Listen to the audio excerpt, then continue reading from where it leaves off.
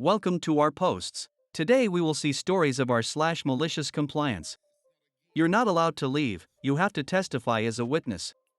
About 2.5 years ago, my apartment was broken into during a camping trip. Some things were stolen, including multiple firearms. A year and a half ago, one of my firearms was found with some kids selling crack in a small city right over the border of the next state. The plea deals fell through and the girl the cops had initially mentioned was going to trial. I receive a letter in the mail telling me of the court date and location, but it is explicitly not a summons. Whatever, I want my gun back sooner than later, so I go. Both the prosecutor and the assistant prosecutor are out sick, one with COVID. They make us hang around for a while for no reason and eventually I just leave. They didn't like that, but whatever, being there was legally voluntary. I tell them they can mail me the new date and I'll deal with it then.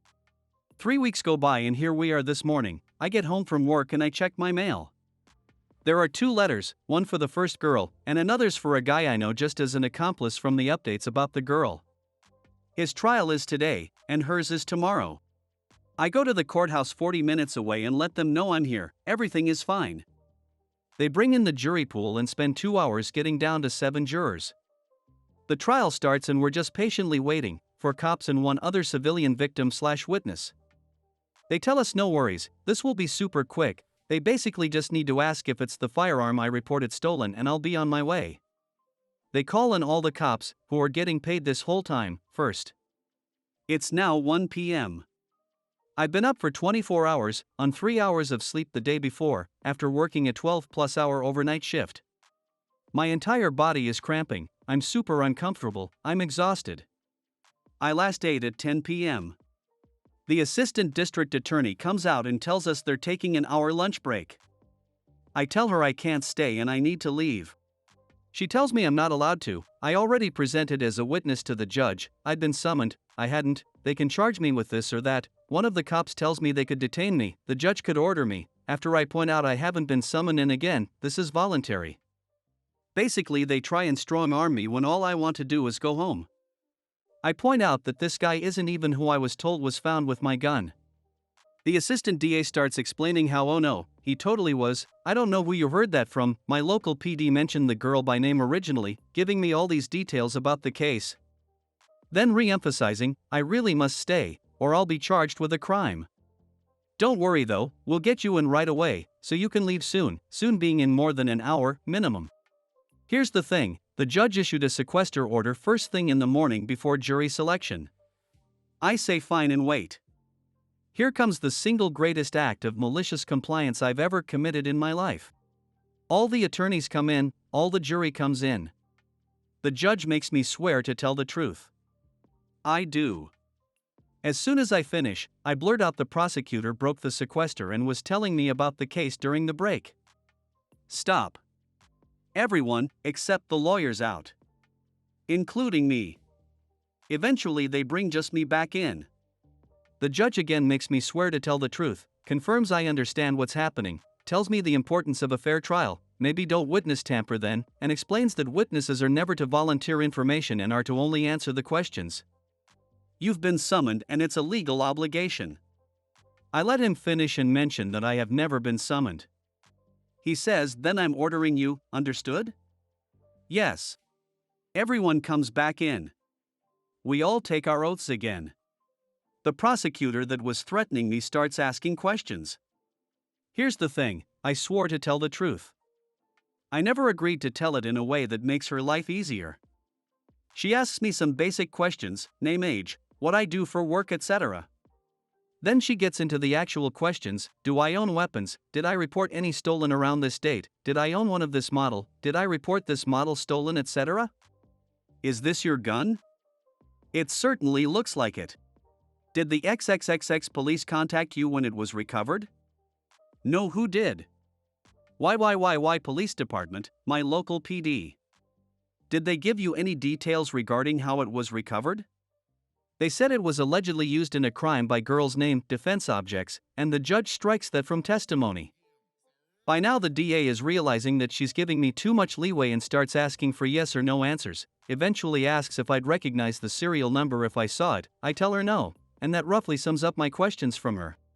Then it's the defendant's turn. and it goes exactly as you would expect by now. I answer truthfully, but in favorable wording. You said it looks like your gun, but you can't confirm?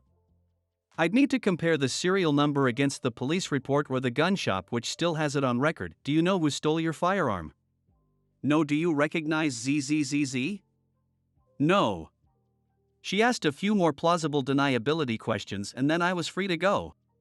I can't wait to be back tomorrow for the girl's trial.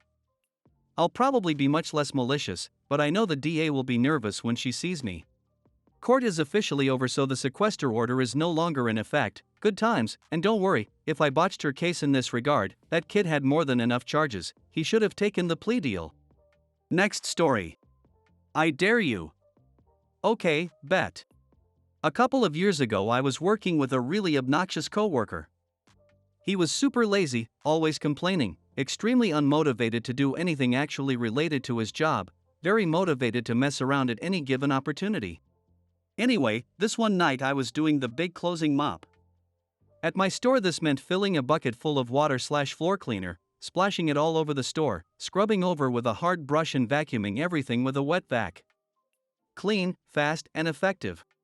So I get around to the front counter and there he is, just standing in the middle of my path with a shit-eating grin on his face. I'm like, bro, can you move? Nah. Seriously. I need to get this done fast. Yeah, nah. Dude, you don't move, I'ma dump water all over you. Go on then. I dare you. Okay. One thing about me is I never make a threat I won't follow through. I immediately pour what's left in my bucket directly into his sneakers. He shrieks and jumps out my way. He spends the next hour complaining that his socks are full of water. Next story. I need to pay for the pastor's gift when I can barely afford rent? Fine, then get your own computer.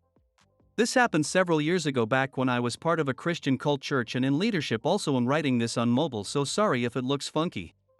Anyways, onto the story. Back when I was 22 and a impressionable young adult, I was part of the media team for this church. We were responsible for creating videos and flyers as well as posting on social media and taking pictures, etc.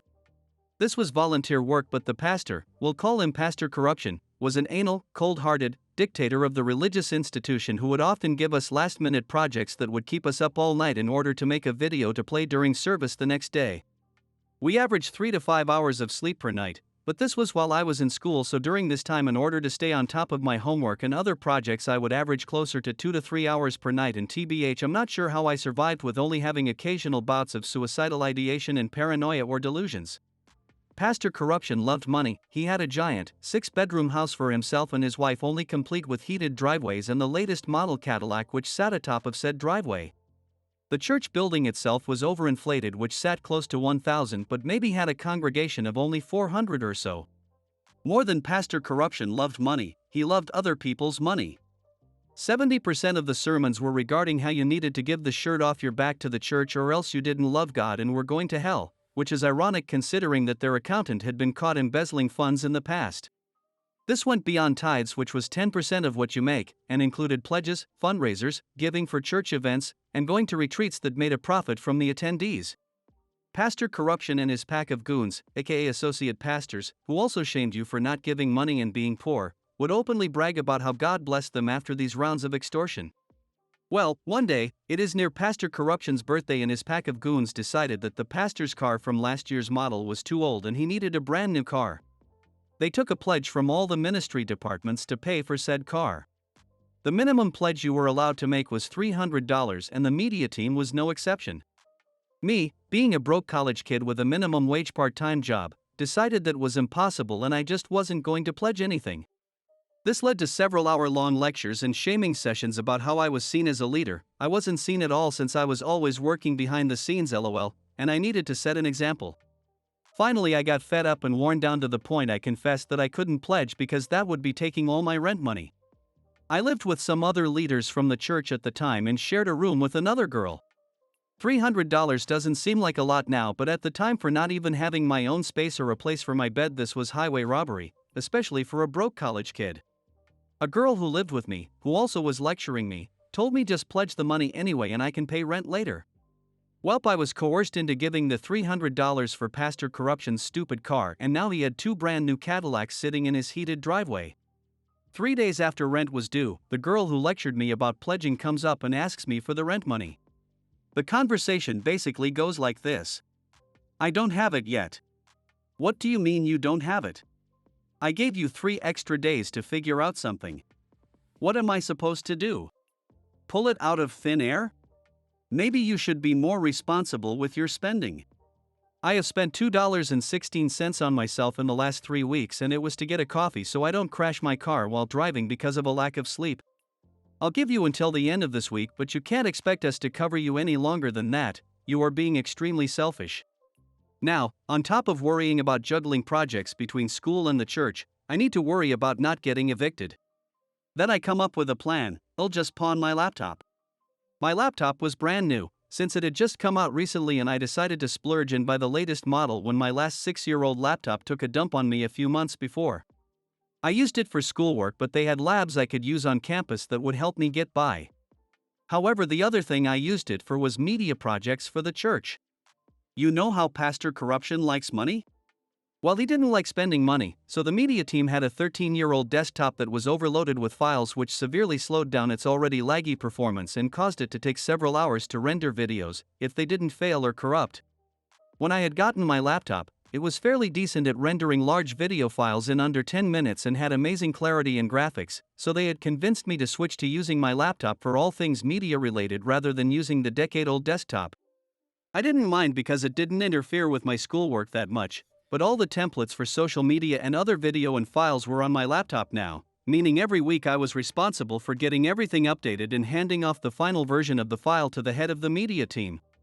The girls I lived with would help me edit these files when we were home and were the leaders of the media team.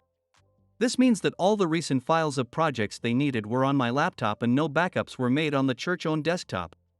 I pawned my laptop, got the rent money, and paid the leader without saying anything about how I managed to get the money in a single day. Saturday night rolls around, which is usually when we worked on the video files we needed for the next day, and they ask me where my laptop is so we can get started. I don't have it. Where is it? I pawned it. What? I pawned it. Why? I needed to pay you rent, I had no other way to get you the money. I couldn't afford the pledge, but you graciously gave me an extra 3 days to pay it and make up for my rent I used to pay for the pledge. This is one of the most valuable items I own, so I figured it was the quickest way to repay you. At this point they start freaking out. They want to go get the laptop out right then, but the pawn shop was closed. So they rush to the church and fire up the Dino desktop and desperately try to recreate the videos we needed from scratch. However, they have no backup since mine was being exclusively used, and the programs and versions that I was using versus what the Dino had was completely different. Think Adobe CC versus Final Cut Pro. In the end, we didn't have anything ready in time for service that Sunday morning, and the entire media team got yelled at by Pastor Corruption. I got double yelled at by the leaders on the media team, but it was worth it to see them panic. Several months later I ended up leaving the church altogether and was nice enough to give them all the files of stuff I had on my laptop. My only regret is being so amicable when I left, because F that place and F Pastor Corruption. However, last I heard, most of the people I knew there have left and the church has downsized considerably and moved buildings. I assume they never got a new desktop for the media team after I left. This is one of the many outrageous aspects of this church, but it made me never want to deal with organized religion again, and now I'm mostly agnostic. I hope you guys like this video. If you did, make sure like, comment, share and subscribe the channel or posts.